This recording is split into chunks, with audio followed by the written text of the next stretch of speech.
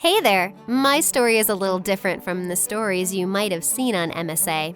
Wanna know why? 'Cause it has a ghost in it.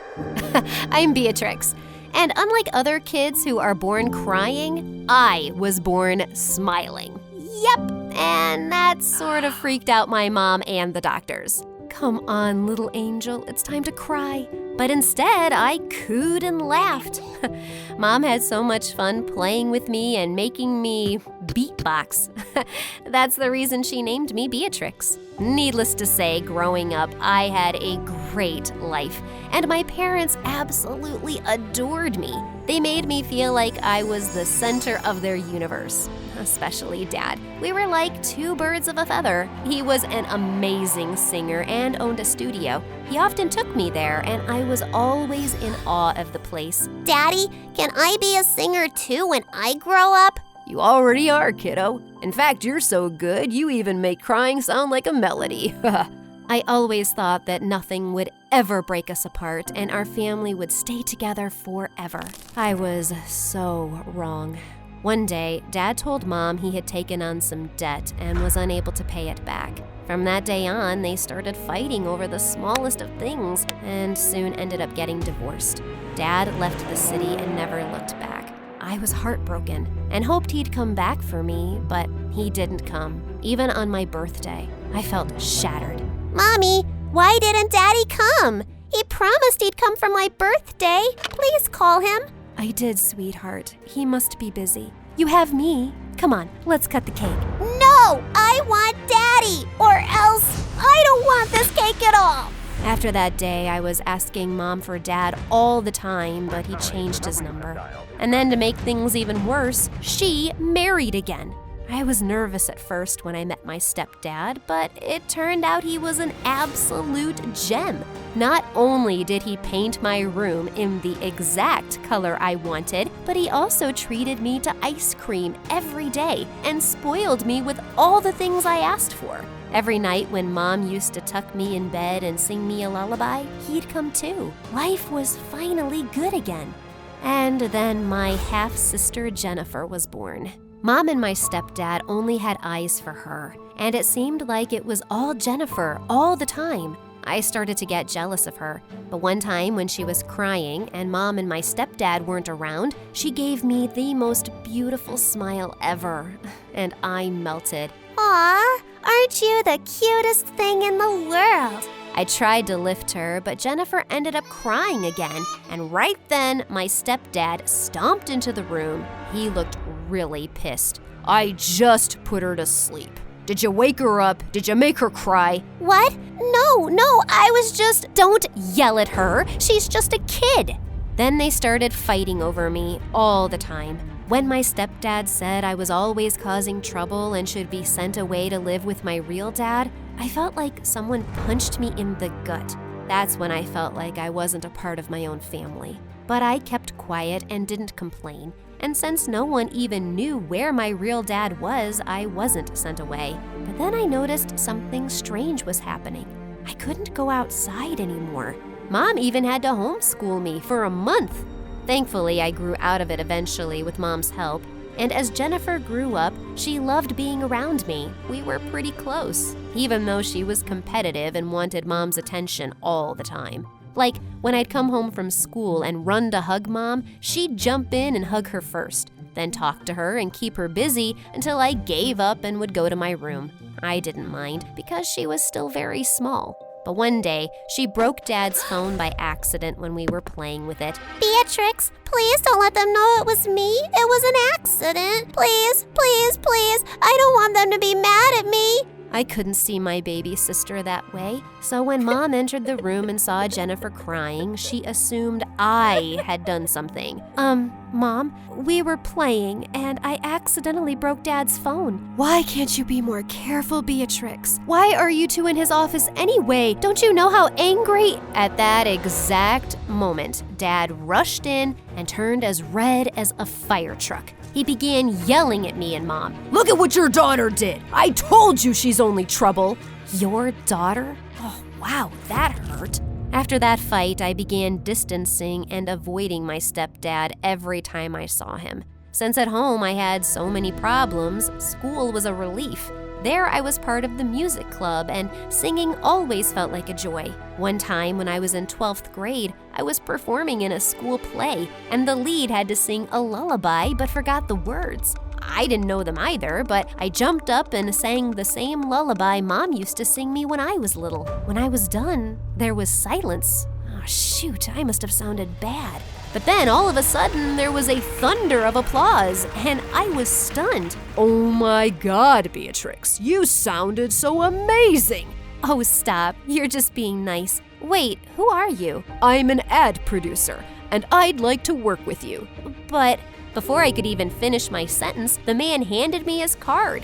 I called him a couple of days later, and then I found out he wanted me to sing a jingle for a Christmas ad. It was so much fun. When I got paid, I went to Mom and told her I wanted to take her out for dinner, but she seemed so occupied. That's very nice, honey, but I have to go out with your sister tonight. She got 15th position in her class in the exams. Oh, wonderful. Okay, I'll come too. Well, you know how she is. She said it's a mom-daughter thing only. We'll go out some other time. I hope that's all right. Sure. It was pretty clear that Jennifer was more important to her than me. Mom never made the time to go out with me, even as I finished high school and moved out to my own apartment. After a few years, I started to get lots of attention for my singing, and people were totally loving it. I worked hard, and eventually I got a huge show in New York. I was so psyched about it and invited Mom and Jennifer. But minutes before I was supposed to start, Mom said they couldn't come. When I got on stage and saw the crowd and the 2 empty seats in the front row, I suddenly got really nervous and forgot the lyrics. My brain went blank, and since I was on the stage for so long and still hadn't performed, the audience started booing me. I felt my heart sinking, and then everything went dark. When I woke up, I found myself in the hospital. That was supposed to be my big break. Everything is ruined now. It's not, Beatrix. You just need to take it slow. Trust me, you'll be on the stage again soon. Everything will be okay. I wanted to believe her, but right when I was about to step out of my hospital room, I froze at the door and couldn't move. Honey, what's the matter? I don't know. I'm too scared to leave. I hurried back to the bed and refused to move. After talking to the doctor, I was diagnosed with a condition called agoraphobia. It was just like when my dad left. The stage incident triggered the condition I already had but forgot about. It meant I had trouble being in crowds and open spaces. It had been months since I left my home, and Mom was worried sick for me. She suggested I move into the house next to hers. It had been empty for years because the owners had left town. I was fine with it, as long as it was kept locked and I could stay inside. Mom and Jennifer were the only ones allowed in. My stepdad never visited. Jennifer was incredibly understanding, and we grew even closer. Mom came over every day, always spending time and taking care of me. One day, after she left and I was alone, I heard the sound of a door creaking open. I got up to check all the doors in the house and found the back door completely open. That was weird. I remember locking it. Soon after that, weird things started happening. Like, once I noticed the stove was on, even after I was sure I had turned it off. And then my shoes went missing. What was happening? Was I going crazy on top of everything else? I told Jennifer, and she thought the unthinkable. Maybe my house was haunted.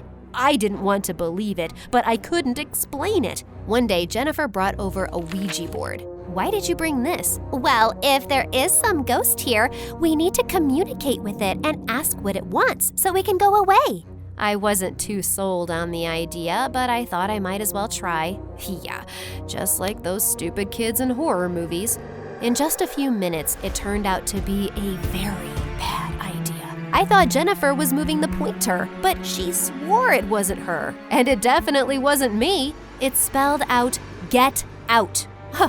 Awesome! I was even more scared now, and I couldn't move or even leave the house. I was stuck. Things died down for a little while, But one day, while I was watching TV, the volume got super loud and the channel changed by itself. I was terrified and ran out of the house without thinking and immediately ran into the most beautiful delivery guy I ever saw. Are you okay, miss? I thought maybe someone was In your house? I can check if you want. I just nodded and followed him into the house, and after 10 minutes, he assured me that no one was around and nothing was wrong. I work around here a lot. If you have any problem, let me know and I'll help you, okay? I'm Easton. From then on, Easton came to visit me every once in a while. We would sit near my door and talk. I told him about my agoraphobia, and he would bring me things that I couldn't get for myself. He was so thoughtful and sweet. One day, when Easton and I were talking, Jennifer came to visit me. The three of us had a good time. Once he left, I could not stop talking about him. He's so kind and sweet. You know, we like the same pizza, and we both love the Marvel movies and Be an Easton sitting in a tree. Kissing. No, what are you talking about? You have a crush on him. It's so obvious. Oh no, it's true. The day Mom was supposed to meet him, I invited her and Jennifer, but he called and said he had to work late. Mom seemed disappointed. I went to get them some snacks, and when I got back, I overheard Mom and Jennifer talking, and Mom was crying.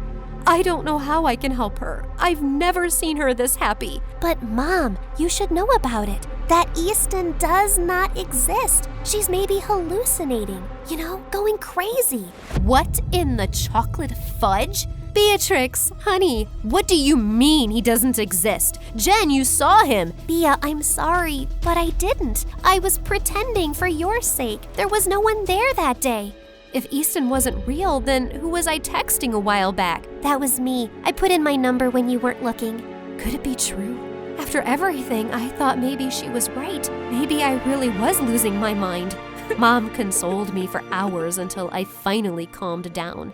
Then we made an appointment to meet the doctor the next day to see if I really was going cuckoo. Just a week later, I was trying to get ready when a diary fell out of my cupboard. I went pale when I saw what was written. Easton used to live here all those years ago? This freaked me out so much that when the doorbell rang, I screamed. I was shaking as I opened the door. But the minute I did, I went pale with fear. It was Easton, standing right in front of me. Beatrix, I'm sorry for not showing up last week. Stay away from me. Why are you haunting me? What do you mean? What's going on? You're not real. You're my imagination. Or a ghost. That explains all the weird things that's been happening. The stove, the TV, the weird... What? Of course I'm real. I don't know what you mean. I began screaming and yelling for Mom. And pretty soon she rushed to me with Jennifer and stepdad following behind her. The minute they saw my frantic state, they went pale, especially Jennifer. Mom, I can see Easton, and I'm scared. I think he's a ghost. Honey, I can see him too. Of course you can. I'm a real human. What's going on here? I don't understand. Jennifer, we met too. What's going on? We all turned towards Jennifer, and as if on cue, she began crying and wailing. It was all about Beatrix. She's my mom too. Ever since she got that condition, she's been with you, not me. I've done things to try to make her angry at you and happy with me, but it never works. Jennifer, how could you do this to your sister? You made her think her house was haunted? It ain't my fault she's so dumb, believing there was some ghost. Stupid Beatrix. How dare you do all of this? All I've been is nice to you. And you're so ungrateful. But Mom, Dad, I did this all because I love you and want you to myself. Enough. I can't believe you could stoop down to this level, Jennifer. You're the one who has a problem. And this is all my fault. I'm sorry, Beatrix. If I had never behaved that way towards you as a child, Jennifer wouldn't have grown up hating you this way. Easton just stood there, shocked at the entire situation. After talking to him later, we continued to stay friends. Mom and Dad helped me get through my agoraphobia and get better. Jennifer was sent away for therapy and treatment. With my parents' support, I was able to turn my focus back to music. It took a lot of hard work and dedication, but eventually I was able to start performing again. Mom, stepdad, and Easton were all there in the front row when I went on stage again. And when the show was over, Jennifer surprised me with flowers. She was finally better. I'm sorry for everything. You were always a great sister. I was selfish. No more ghost stuff? Never. Good. Let's go to my not haunted house and celebrate.